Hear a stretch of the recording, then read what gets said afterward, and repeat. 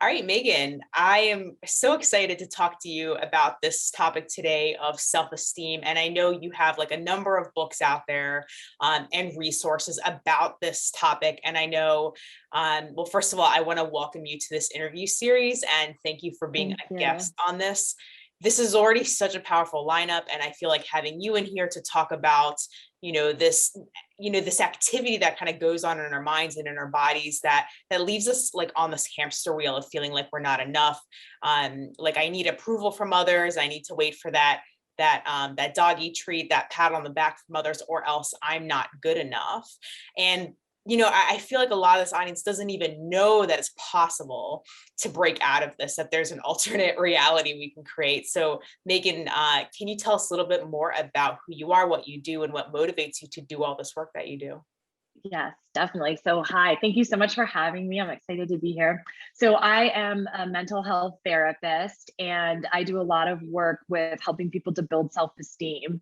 Um, I guess what motivates me to do it is just seeing the changes that people can make. I think when I first, started getting into the self-esteem realm, it was sort of by accident. It was just that I started noticing that, at the root of a lot of people's issues, regardless of what it was, whether it was depression, anxiety, struggles in relationships, difficulty in careers, sort of lack of direction in life, there tended to be this root concept of sort of like lack of a solid identity, low self-esteem, just not really feeling confident in who they were.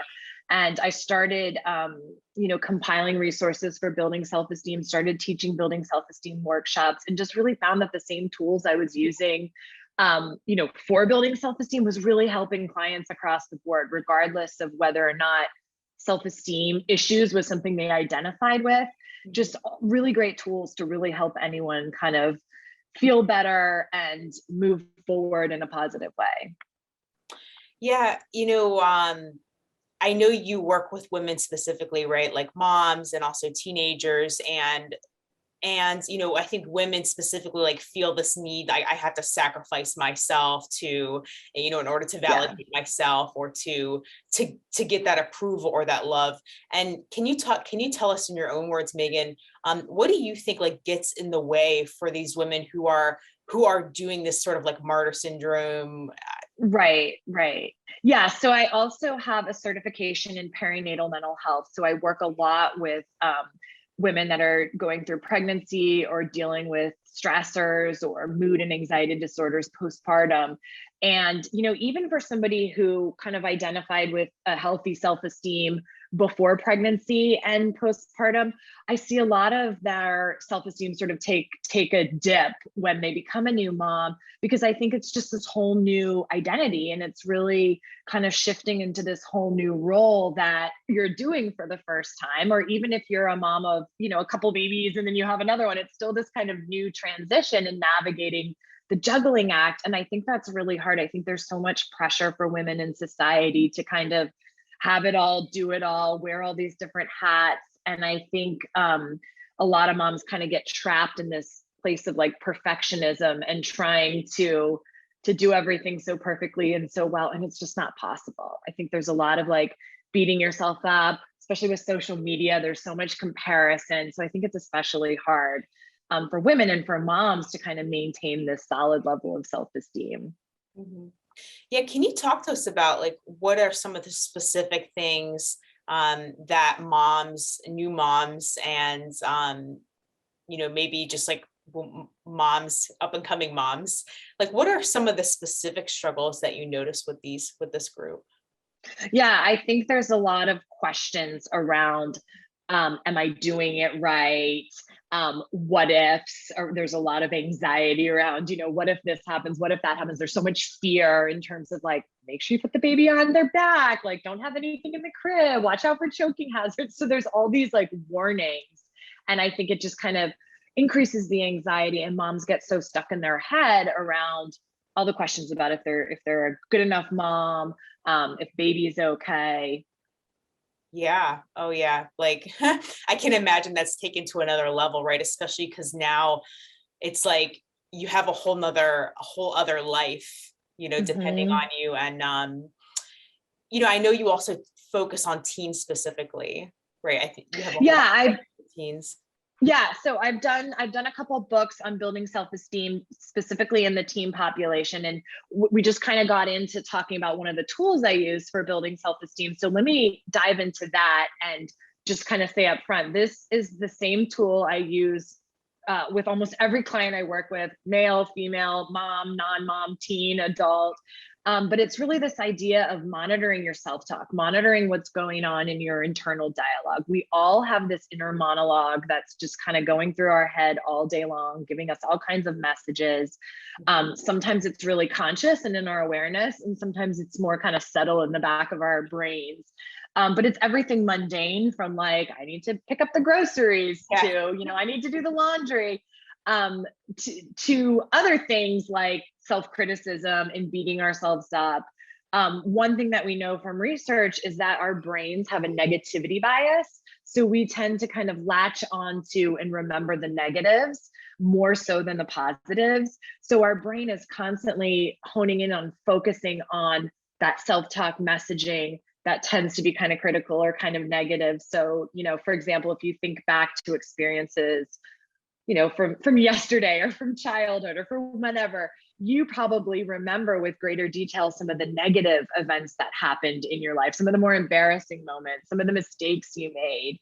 And what happens is that over time, we tend to get into this really bad habit of thinking really negatively.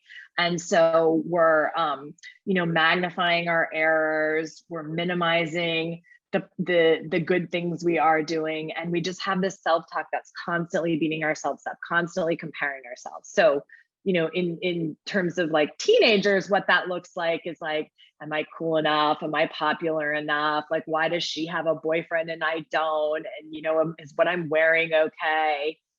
Fast forward into moms, it's, why does that mom look like she's doing it so right? Why do I feel like I'm failing at everything? Why can't I soothe my baby?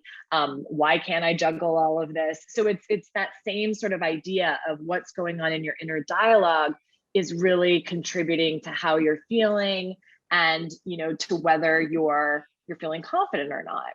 So if we start looking at what's going on in that self-talk, start developing some awareness, we can start breaking it down and making some shifts. And it seems very simplistic, but this subtle shift in language around how we're thinking and talking to ourselves can make a big difference in how we feel.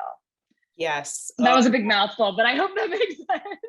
I like, so many questions were like popping up as you were going. And, as a hypnotist myself, what I explain to clients or potential people who are interested is like, we use language to alter states of consciousness, but this is also something we're doing on ourselves, right? Like when we get triggered into anger, like, oh, maybe your husband didn't hear you, and that the meaning you took away was like, oh, he doesn't care. And then that, oh, he doesn't care. And then the meaning is like, I'm not good enough. Then that has an effect on how we feel. And we create that identity attachment, right, to our environment. Yeah. Right. Absolutely. And a lot of times that's what we tend to do, is see things through this lens of, taking things personally, or like in your example, it could be, oh, he's not listening because I didn't realize he has earbuds in, or, oh, he's distracted by an email he's reading on his phone. But when we kind of look at it and start telling ourselves, oh, he's not listening because he doesn't care, that's very different than looking at it through, it's nothing about you, it's nothing personal. Yeah. I'm really curious what you have to say about this, because I know there's viewers watching who are like, well, there are things that are wrong with me. Like, I'm not good enough here, and I'm not good enough here. And he's always been this way. And so, and that's the reason why, I'm suffering. What message, like, do you have for this group who's like, well, no, my evidence backs up the reason I'm not good enough? Yeah. And so I think, that gets to the foundation of like a low self-esteem issue. If you're feeling like, because my husband's not listening to me, that equals I'm not good enough. What's going on with that? Like, where does that come from? Where does that belief that you're not good enough stem from? So a lot of times, like in therapy, we kind of unpack that. Where did that belief system develop? But what about he's not listening to me. And so therefore, he's being kind of a jerk. Like, Yeah. why are we personalizing it? And I think that's such a go-to for people to tend to think it's about them. It's because they're not good enough. But if you look at, we're all human. We all have strengths. We all have weaknesses. Because you have flaws doesn't mean you're not good enough. Because someone doesn't pay attention to you doesn't mean you're not good enough. So it's kind of this going at it through both lenses, the lens of like starting to build up self-esteem, starting to kind of play around with like, what is self-worth? Where does it come from? It doesn't come from how other people treat you. It's just kind of this thing that's there because you're human, which can be really hard to wrap your brain around, because a lot of times that voice, that critical self-talk voice comes in saying, yeah, but I suck, or yeah, but I'm not as good as so-and-so. And so that's exactly what we want to start looking at, like that language of why are we trying to keep convincing ourselves somehow I'm not good enough, somehow I'm flawed, somehow I'm not worthy. Oh, I'm so glad you brought up this this mental game that we play with ourselves. I started noticing it in my clients, this yes but game. Mm-hmm. This yes, Yeah. but it's always been this way. Yes, but Mm-hmm. people aren't talking to me or paying attention to me. And notice that this is just it, this is like a habit. Yeah, totally a habit. Yeah. And not, like you said, like it's not who we are, right? This is just an inner dialogue that happens. And the way I like to talk about it with people is like it's like this old tape that just kind of running over and over. And maybe this tape has been around since our childhood, right? Yeah. And so, it really does involve breaking these deep-seated habits. But what's really cool is the research that's out there, sort of more recent research that's talking about the brain being neuroplastic. We can rewire the brain. There's a lot of research that we can start forming new habits that end up erasing that old tape. So it's sort of like the more you practice interrupting that negative self-talk and starting to add in more positive self-talk, even if it doesn't feel necessarily true, like you don't have to go from, I hate myself, I'm unworthy, to like, I'm the best person in the world, but just something like, I'm learning to love myself. I'm learning to accept myself. Even just the mantra of like, mistakes are how we learn. The more you start kind of having this rational way of thinking and talking to yourself, the more you literally rewire your brain to eventually, that self-berating self-talk is no longer your norm. Yeah. Oh yeah. Yep. So for the audience that's listening to this, like, are you hearing what Megan is saying? What she's telling you is that you're not stuck. I think there's that language of, oh, I'm stuck. Yeah. And I don't like this about myself. It's like, okay, well, that's where you are now. And what we get to do, and again, you don't have to, right? But we get to start to challenge this old programming, these old tapes, this old talk. And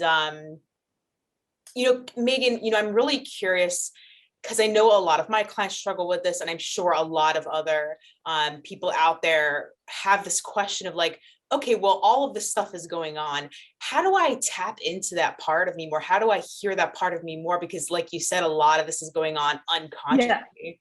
Yeah. And it's really hard. And I just want to say, like, yes, this is all possible, but I don't want it to come across as being easy, because I think a lot of people are like, oh, I can't do this, and get discouraged. It doesn't work. This is a process. This takes time. It takes a lot of practice. And yeah, like you're saying, it doesn't come, it's not like flipping a light switch. It's tough because we aren't aware of, or we're not in the habit of like picking apart our self-talk sentences. They're so deep in the back of our brain that sometimes it's just a feeling, sometimes just a belief. So what I do is I always tell people, start with a feeling. When you're feeling really angry, when you're feeling really sad, when you're feeling really anxious, just stop and think, okay, what's going on? What am I thinking? If I had to put what's going on into sentences, what would those be? And that's hard because it's not easy. Again, we're not in the habit of thinking in like clear-cut sentences. Like the thought, I have to go to the grocery store. It's not quite that sentence in reality. It's just sort of this idea in your mind, but really challenge yourself to put your self-talk into sentences. If you had to write it down, what would it say? Because from there, you can start noticing some of the flawed thinking, some of the what we call distorted thinking, some of the irrational statements. So it does take a lot of practice. So start with the feelings and really challenge yourself to put it into a sentence. Yeah. And if you're struggling with this, like exactly what Megan said, this is everything I teach as well. And what I love about this is that it creates change for you in real time. Like this is actually going to resolve what's happening now. And then now, and then now, and then now, like whatever you want to call it, the future, right? That eventually becomes the now. It's like once you deal with this, you never have to process that ever again.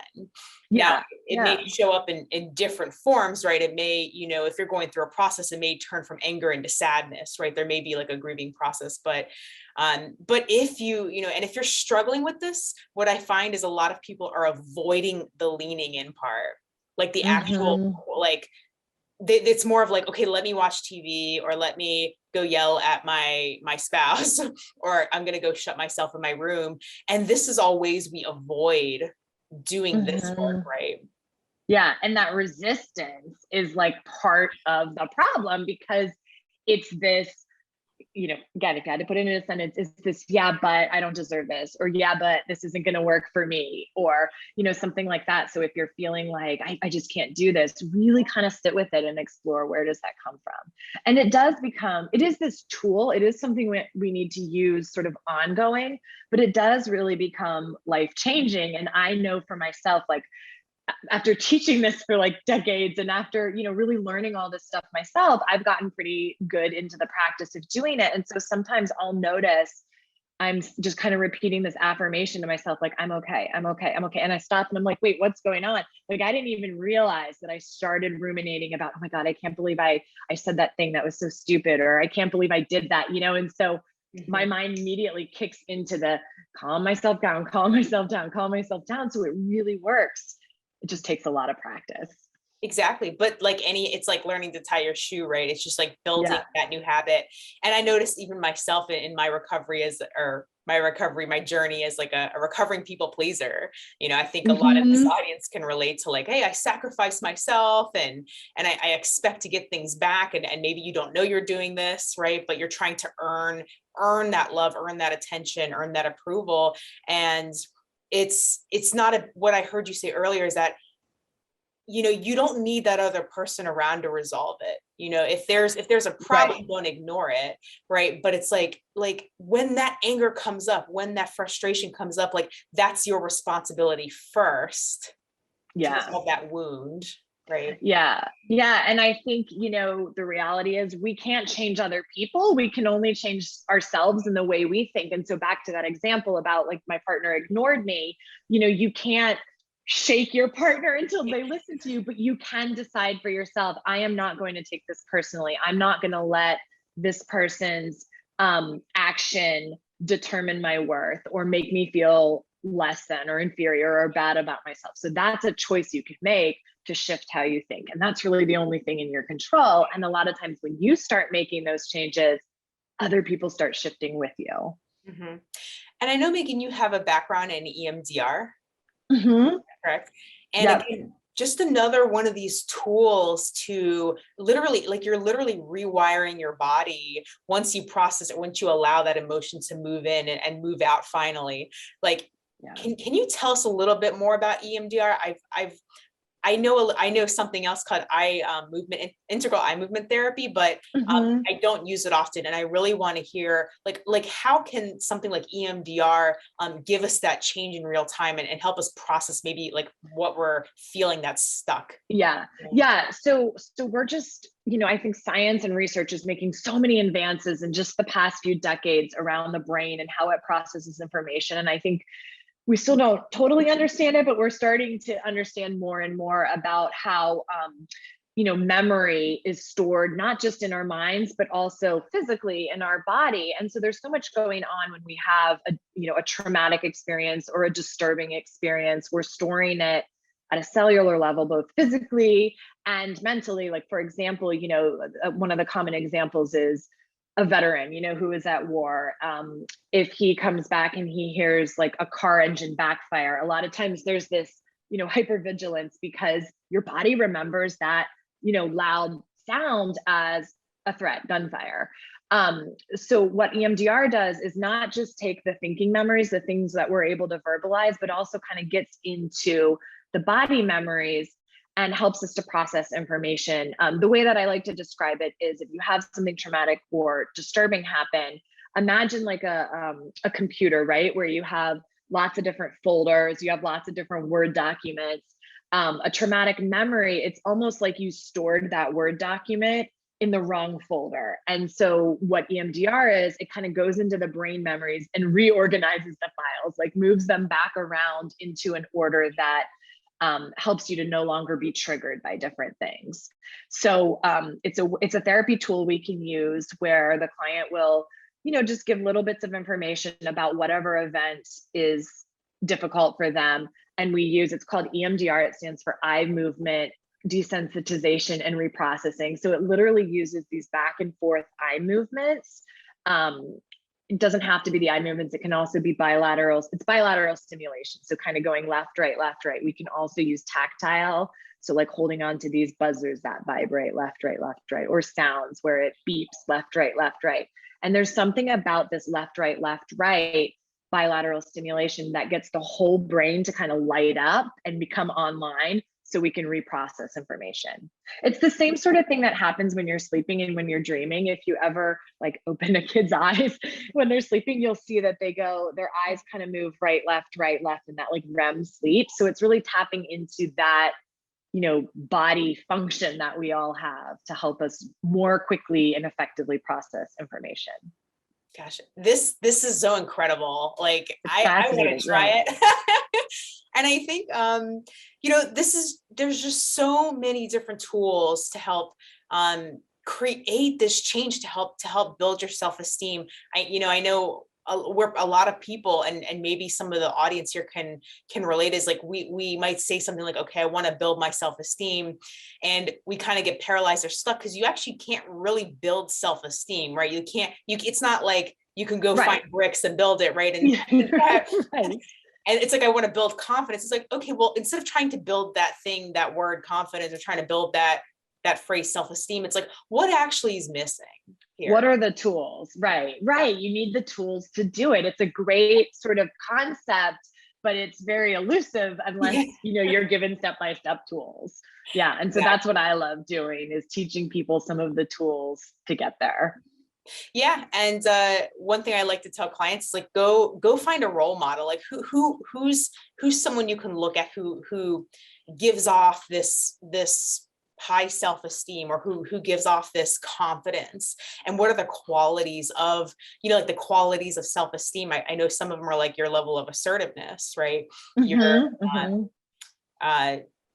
being able to I'm trying to remember them all now, but there's so many different variables that make up your self-esteem, right? Yeah. And so in the self-esteem workshops that I teach, some of the like chapters, I guess, or the categories that I talk about is one, the sort of monitoring the self-talk. We also talk a lot about boundaries, like how can you build boundaries in relationships to protect your self-esteem and to enforce your self-esteem. And then assertiveness, like you said, developing assertiveness skills and tools to help you learn how to enforce boundaries and how to protect yourself. And then the other thing I touch a lot on is self-care. Like, what can you do to start nurturing yourself a little bit more, to give yourself these subtle messages that I matter, I'm important, I'm worth, prioritizing and taking a few minutes out of every day to do something that sort of recharges my battery. Oh my gosh. You know what? If for everybody listening, are you hearing what Megan's saying? Like, okay, like notice what's happening in your life now. Notice the responses or the feedback or the evidence you're getting back now. When you start to change, like you said, these subtle messages that we tell ourselves, that's when you'll start to get new feedback. When you work on yourself first, when you start to change your perceptions, right, of yourself and the world, that's when you can expect change. Yeah.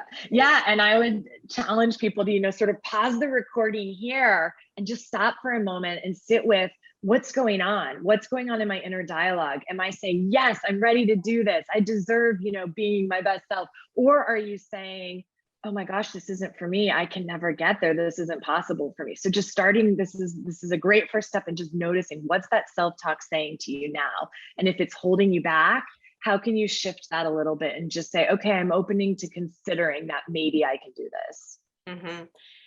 Megan, I know we could talk about this all day, and we'll start to wrap up here to honor everybody's time. And if this sounds like you're one of those people, hi, I need more self-esteem. Like, there's like, listen to what Megan's saying. Megan has so many tools on how to do this, tackling, changing your inner critic, your inner dialogue. So if this sounds like you, check out her website. Megan, can you tell us about, I know you have a free gift for this audience today. Become Your Best Self. It's just like a downloadable, a book, a PDF, right? To help people expose their pitfalls.